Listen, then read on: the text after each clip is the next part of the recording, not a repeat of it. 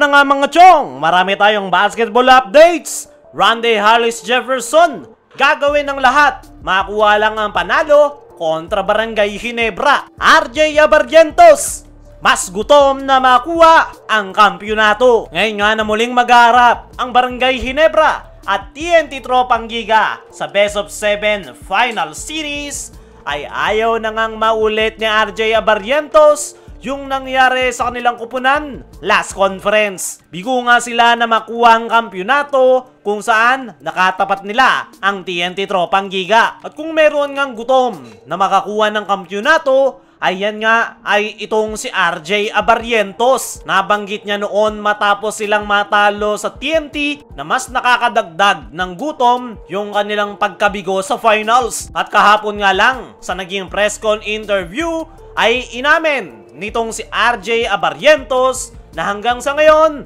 ay nararamdaman pa rin daw niya yung sakit ng kanilang pagkabigo last conference. As a player, yun nga raw yung pride mo. Natalo ng finals, kaya this time, mas maraming araw silang i-consider, maraming babalikan kung ano ba yung naging kulang sa kanilang kupunan at ano yung mga kinakailangan niyang i-provide para sa Barangay Ginebra. At ngayon na may pangalawang pagkakataon, itong si RJ Abarrientos na makuha ang kampyonato ay very thankful nga raw ito dahil nakabalik nga raw sila agad ng finals. At this time, hindi niya nga raw hahayaan na ganun-ganun na lang na matatalo ulit sila ng TNT. Marami na nga daw siyang natutunan at yung mga lessons nga raw na kanyang natutunan ay ang kanyang gagamitin ngayong PBA Finals. Yung pinaka magti-trigger daw talaga sa kanya ay yung kanilang pagkakatalo. At yan nga raw yung motivation ngayon netong si RJ Abarrientos ngayong PBA Finals. Nabanggit pa ng nasabing rookie na mas pinalakas nga raw yung kanilang kupunan dahil nagbalik na si Jamie at Jeremiah Gray tapos meron pang nadagdag na Troy Rosario. Kaya naman, umaasa itong si RJ Abarrientos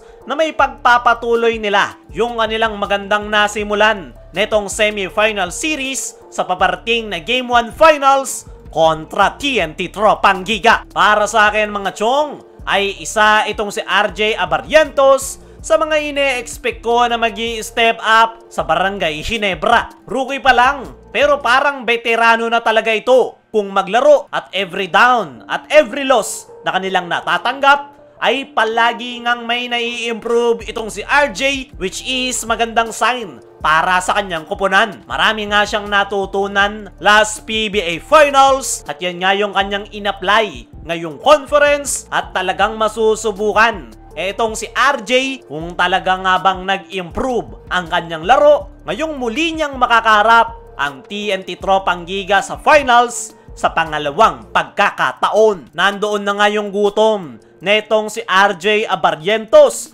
na makuha ang kanyang kauna-unahang kampyonato sa PBA. Kaya expected na mas magiging maganda yung kanyang ipapakitang performance ngayong final series. Nabanggit na nga ni Coach Tim nitong mga nakaraan na mas nag-mature na raw yung laro na itong si RJ at mukhang yan yung ginawang adjustment ng nasabing rookie sa kanyang laro. Dahil sa first conference niya sa Ginebra ay sobra-sobra nga siya sa fancy move. Ngayong conference, nandun pa rin naman yung kanyang shifty moves pero mas pulido na yung kanyang laro at yan nga yung malaking improvement ni RJ na kanyang gagamitin kontra TNT Tropang Giga. Dumako naman tayo dito sa kabilang balita. Rondae Hollis Jefferson, gagawin ng lahat, makuha lang ang panalo kontra Barangay Ginebra. Ito nga si Rondae Hollis Jefferson mga chong ay ang pinaka main guy ngayon ng TNT Tropang Giga, lalo pat na-injured ang kanilang veteran guard na si Jason Castro. At ayon nga sa naging press con interview dito kay RHJ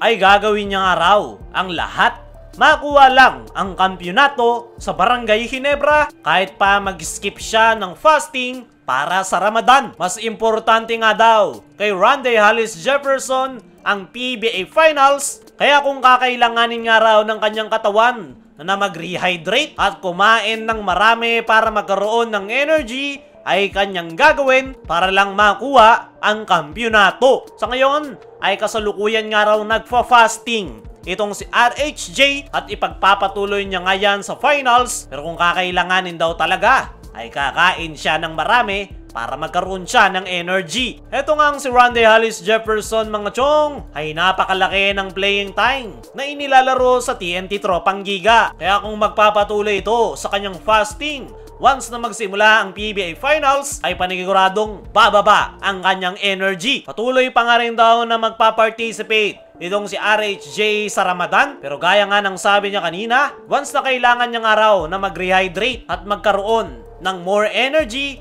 ay hindi nga raw siya magdadalawang isip na mag-skip ng fasting dahil para sa kanya ay mas importante na makuha ang kampyonato. Gagawin nga raw ang lahat netong si Randy Hollis Jefferson para lang matalo ang Barangay Ginebra ngayong PBA Finals. Kung mabilis nga raw nilang matatapos ang final series, ay mas maganda para sa kanya at yan nga raw yung target nila ngayon. Kaya mga chong, ano ang masasabi nyo? Nahanda si RHJ na gawin ng lahat para lang matalo ang Barangay Ginebra. Ano rin yung masasabi nyo? Nagutom etong si RJ Abarientos na makuha ang kampyonato. I-comment mo lang dyan sa ibaba.